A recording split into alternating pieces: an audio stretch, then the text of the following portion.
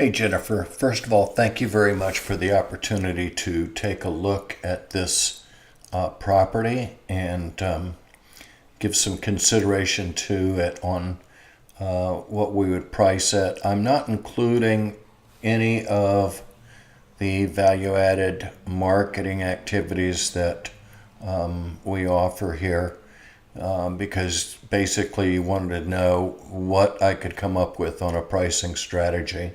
So we'll leave the pricing strategy to this session, and then if we want to go on, we'll put together the marketing portion that I've looked at in preparation.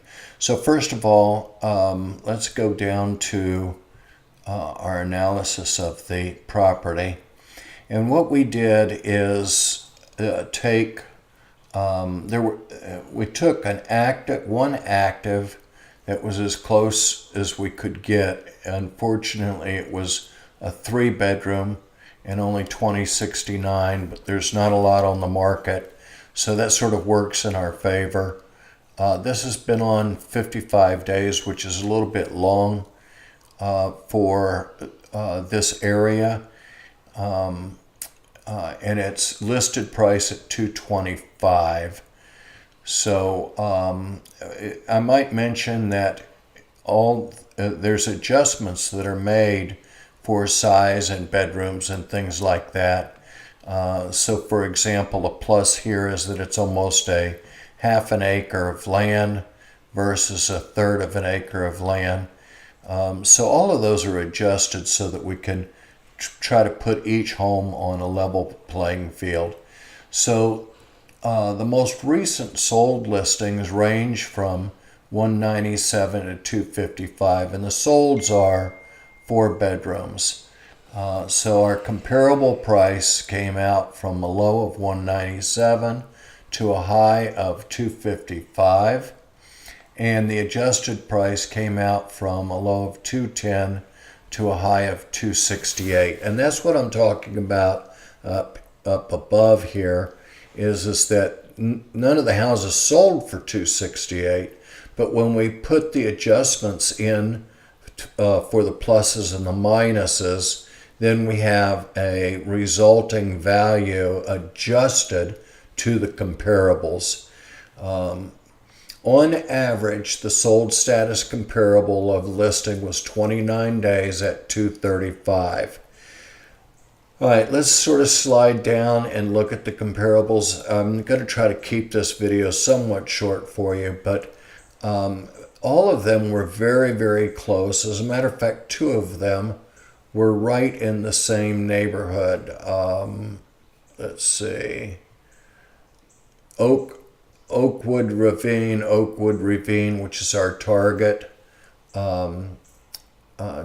neighborhood, and they were both built at about the same time.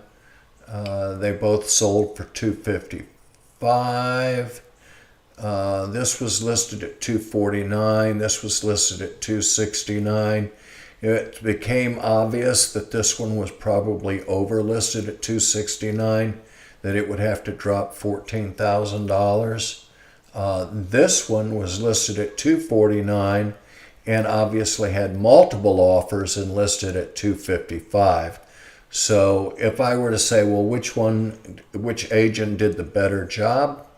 Probably this agent here, because they got a better value out of the listing.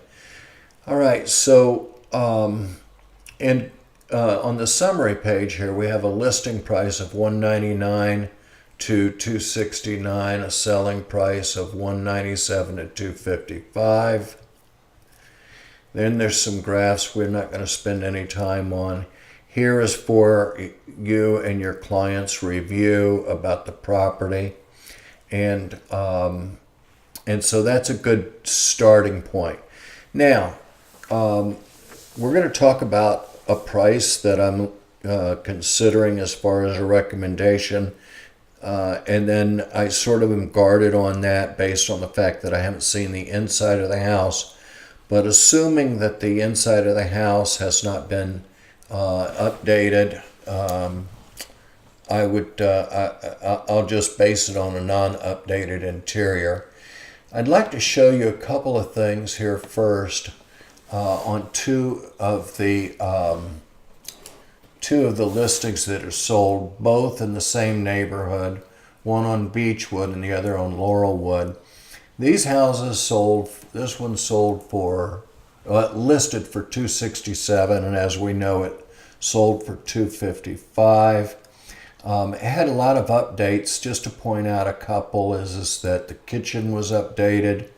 They put some special lighting into the volume ceiling. So there were some nice upgrades. You've got some wood flooring in a couple of areas. Here is in one of the bedrooms, likely the master bedroom. The master bath was updated. And so anyway, and then the landscaping was excellent, a nice lanai and a patio. And so this house showed well, and as showing well, this particular one, I'm not sure why. I think it would have sold for at least $260. I don't know the reasons that it didn't. But it should have been $260 or plus, in my opinion. Okay, this other one that was also in the same neighborhood, same thing. It had upgraded. We have a nice tile foyer area, lots of wood throughout the house.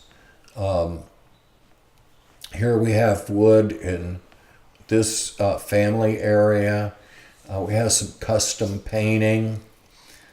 Kitchen's been updated with new appliances, and this house also sold for $255. Nice lanai, screened lanai area. I would say average landscaping, and so that's that one. So this gives us a good marker of what we could get. I would say that if we were dealing with an updated house, that size and a third of an acre, we'd probably be looking at about $275,000, probably easy, and it would probably not last long. All right. So where does that leave us on a recommendation? I did a little research on what would cause the other agent to do a recommendation of $200,000. That came in at $83 a square foot. What I did not include in these comps is a real estate owned foreclosure that was dated.